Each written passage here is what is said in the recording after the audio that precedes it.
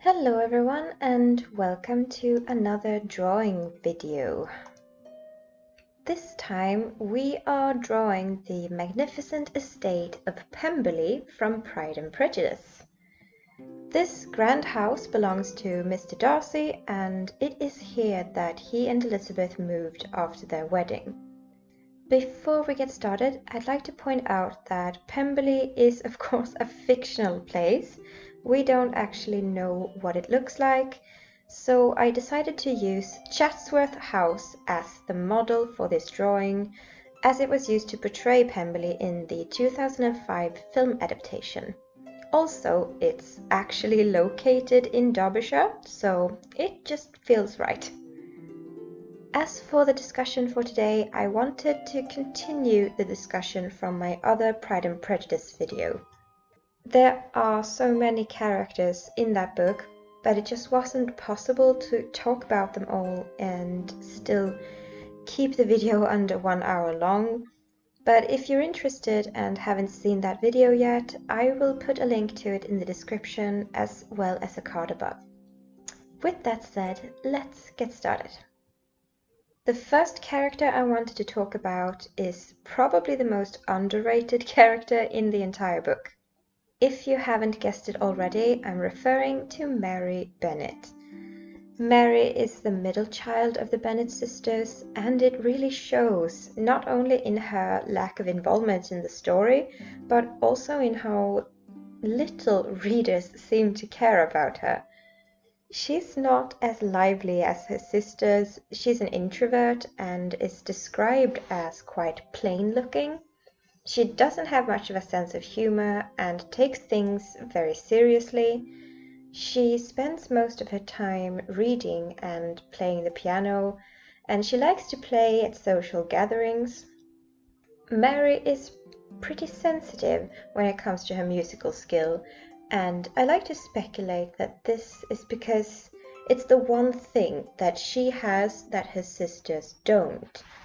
Her sisters are all described as being prettier and more charming than her, and so it feels only natural that Mary would want something that makes her special. We do see Elizabeth play the piano over at Lady Catherine's house, but we also learn that she doesn't have much interest in it.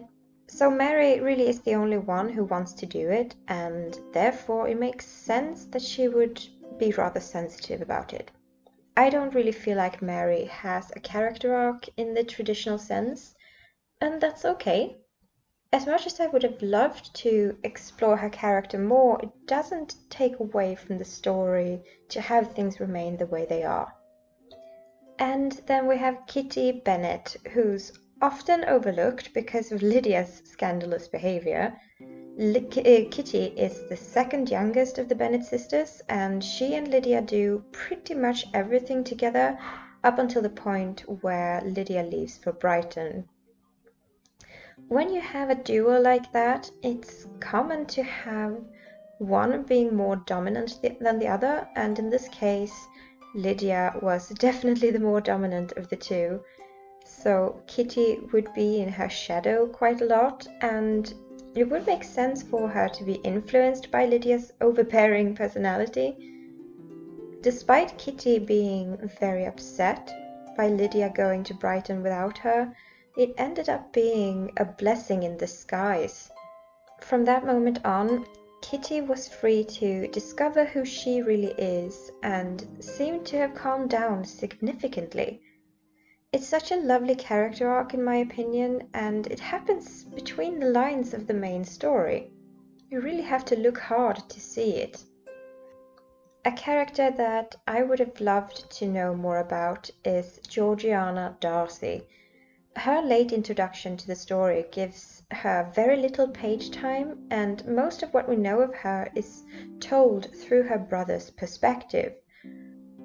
We know that she's from a wealthy family, but both her parents died very early in her life.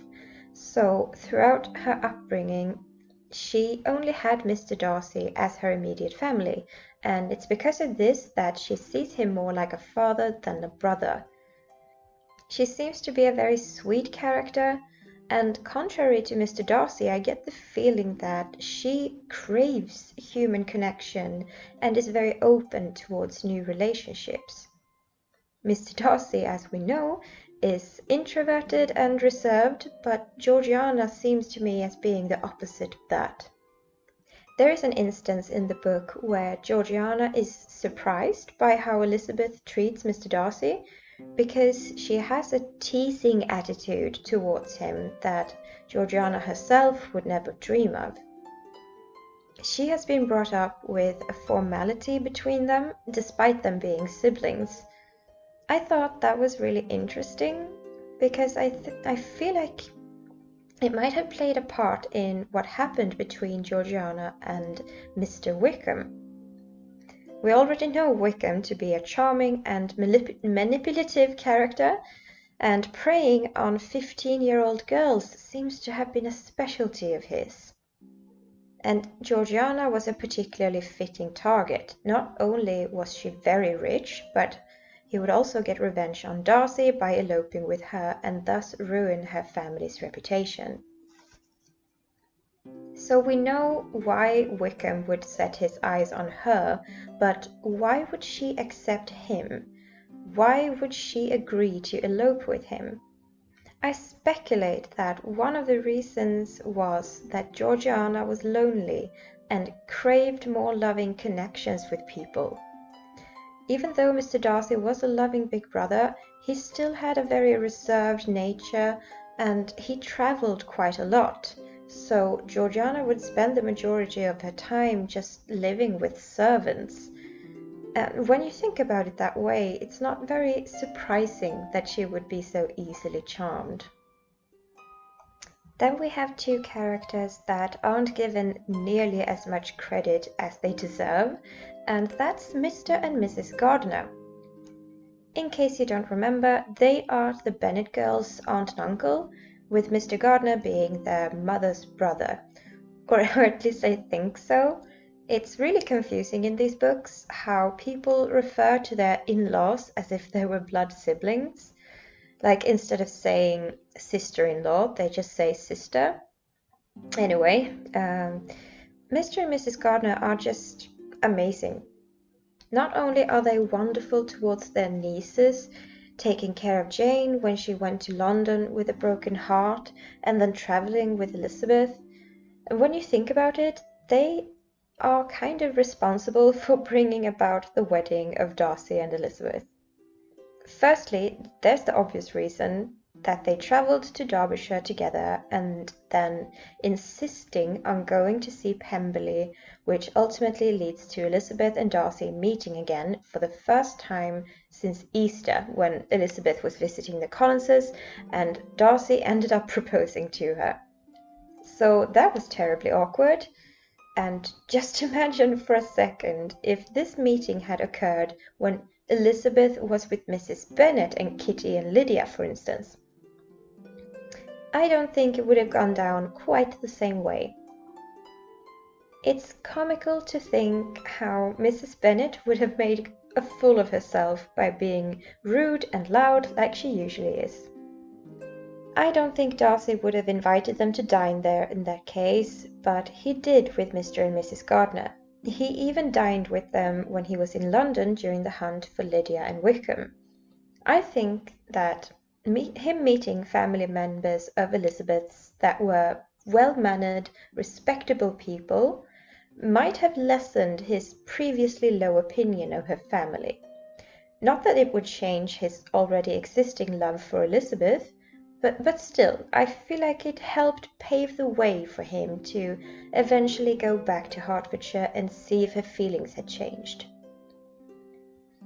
I know there are other side characters that I haven't mentioned, like the Lucas family, Mrs. Phillips, or Colonel Fitzwilliam, but I honestly can't think of anything when it comes to them. I just don't think they had enough page time to stir my imagination. But if anyone has anything to add, feel free to do so in the comments. So those were my thoughts on these side characters that deserve some more attention. If you've come this far into the video wondering why I haven't talked about Elizabeth, Jane, Bingley and so on, it's because I've already talked so much about them in my first Pride and Prejudice video. It's linked below should you be interested in checking that out. I would also like to point out that these are my own thoughts and reflections, and they are subjective. I understand if some of you might disagree, and that's okay. In any case, you're always welcome to share your own thoughts and discuss with me in the comments. So here is the reference photo I used, and here's the finished drawing. Again, I had a lot of fun making this video, and I hope it was enjoyable to watch. If you did enjoy it, then don't forget to give me a thumbs up and subscribe if you haven't already done so. Thank you so much for watching, and I hope to see you back next time.